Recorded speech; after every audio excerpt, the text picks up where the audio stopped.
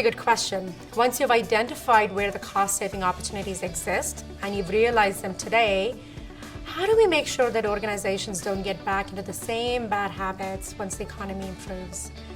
So the number one way is companies are really looking at sustaining these cost containment opportunities, particularly with vendors, is by taking a longer-term view on the way they're renegotiating their contracts.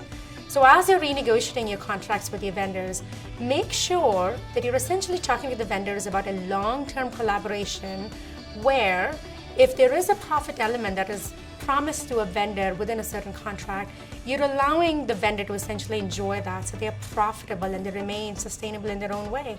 But similarly, any areas where there were hidden margins that the vendor was really enjoying, make sure you put that on the table. Clarify your contracts.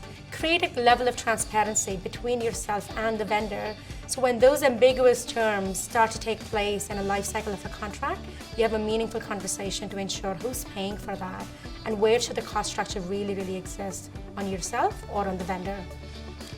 The second one I would sort of say is, it's not uncommon for me to see companies where they spend money on the same category of spend over 15, 20, sometimes even 25 vendors. Now here's an opportunity to rationalize how you're spending your money on certain vendors.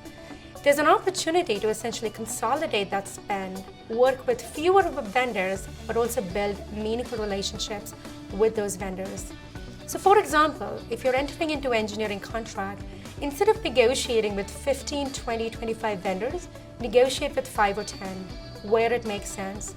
Give the vendors a greater volume of work in return for a longer-term partnership and a better rate structure and productivity analysis for yourself, but also for the vendor.